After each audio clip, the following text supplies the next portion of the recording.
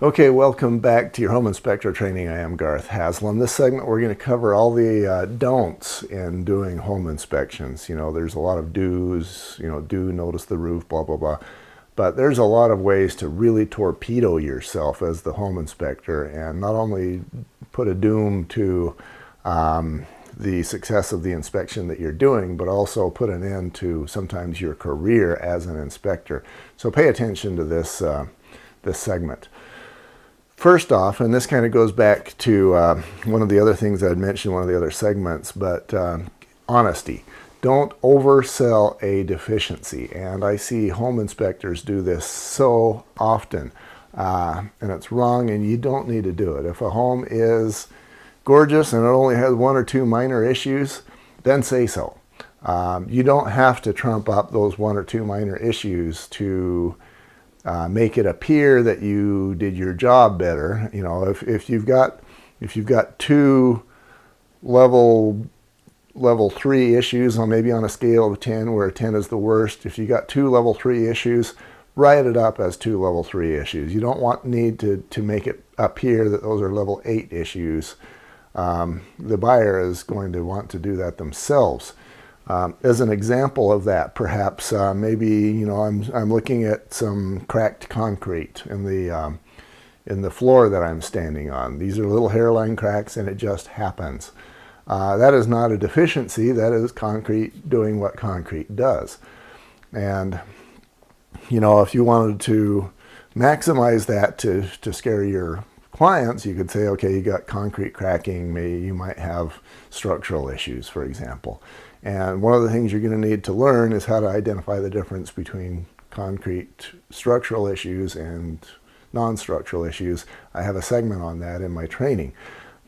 I guess a better example would be maybe a hot neutral reverse electrical plug. And what I do is I actually use my fingers, and I'll say if this is hot and this is neutral and this is ground and they should be wired like this, then hot neutral reverse is this.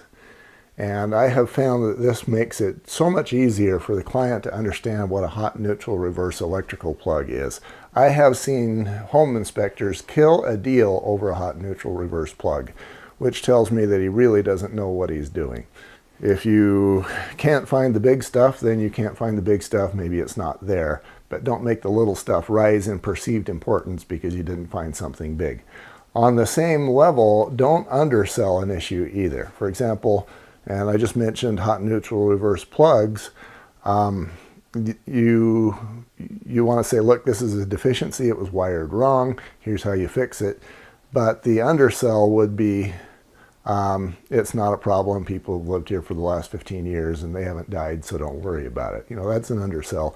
And that's not serving the client well either. Understand the difference between mountains and molehills and portray mountains as mountains and molehills as molehills. Okay, another don't is don't turn on stuff that's been turned off generally. Now, obviously, if you've got a sink or a toilet or whatever, those are turned off because nobody's going potty or washing their hands at that moment. But if you got the manual shutoff valve off to something, let's say that, for example, the toilet or maybe the shutoff valves beneath the sink for hot and cold, those probably have not been turned since the home was new. They've not been exercised. And if you go turning those, real good chance you're going to cause a leak. And if you do, you're the one that gets sued. So don't, if you've got the old water main, for example, and it hasn't been exercised for 40 years, you turn that thing on and you got the leak, yeah, now you're the one who sucks. And besides getting sued, you just lost your client. In the last segment, we talked about how a realtor could be worth at least 6 figures. Turning that valve just cost you 6 figures. You don't need that. Don't turn on valves that have been turned off and left off. Another example is sometimes I will walk into a house where maybe the gas valve for the furnace or the water heater, or maybe the valve specifically to the water heater has been turned off. You turn that on, and if it's been turned off for a reason, you just caused a flood, and you're the one, again, who's getting sued. So if something is turned off, don't turn it on. At minimum, you'll want to get permission and approval and a request from the seller to turn things on. Better yet, if you don't know what's going on, you're much better off leaving that to a plumber to turn on. Now, again, if it's a main or something, yeah, have them call a plumber. Protect yourself. You don't want to get sued. You don't want to ruin somebody's house. List goes on and on. Just be careful about what you turn on and off. The title for this is Don't Turn Anything On That's Off, except for the obvious stuff like that you have to turn on, like light switches, etc. Don't do surgery to find out why. One of the examples I have early in my career, there was a light that didn't work. So they asked me why. And, I had some background in electrical, so I go digging inside this electrical box to see if we had maybe a disconnect or whatever. And I was at that box explaining stuff, or trying to, for about an hour. And the realtor was looking at me like, you still got an inspection to do, and you've only gotten through 5% of this thing, and we're already an hour and a half into it. And he was like, grow up. I was lucky to have kept that client. So your job is not to fix things or to diagnose or repair. If there's a light switch that doesn't turn on, you write into your report, light switch doesn't turn on. You have not been hired to find out why the light switch doesn't turn on. You just write it in. You will run into that situation a lot. Somebody will say, okay, why doesn't the stove work? Or why doesn't this electrical line over here work? You are not an electrician.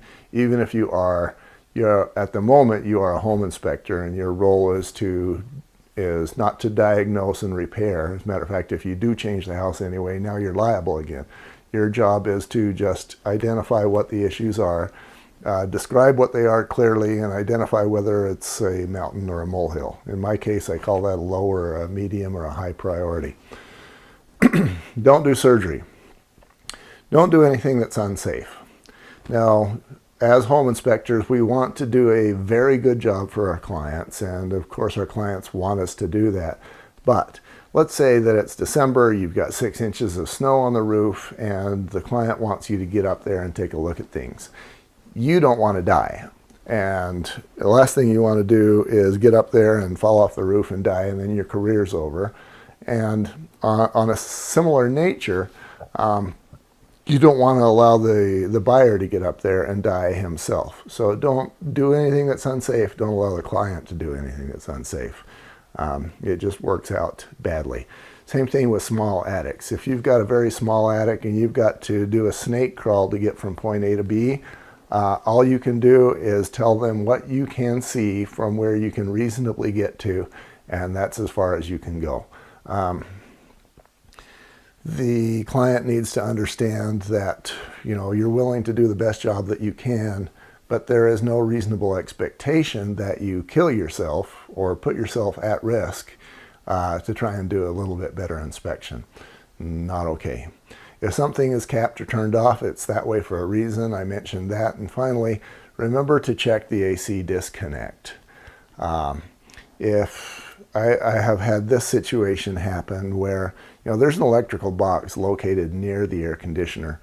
There was one where it was a fuse that was pulled, and then they couldn't find the fuse, so they put a quarter in there to try and bridge the gap. And it worked, but there's a big difference between a fuse and a coin. So you'll want to open that up and make sure that that's kosher. When you leave, don't forget to make sure everything is shut down. Make sure the dogs are where they belong. Make sure the oven is off. In many cases, I'll see where I have to turn the oven on and leave it on for a minute so that I know that it works. So make sure that you have turned that oven off by the time you're done. The dishwasher, the lights, make sure the doors are locked. Don't forget to miss any of those, or it will be you that sucks, and then you're going to get that angry 3 a.m. phone call. Okay, we'll be back with some more vitals for how to keep your home inspection business growing and not getting sued. Be right back.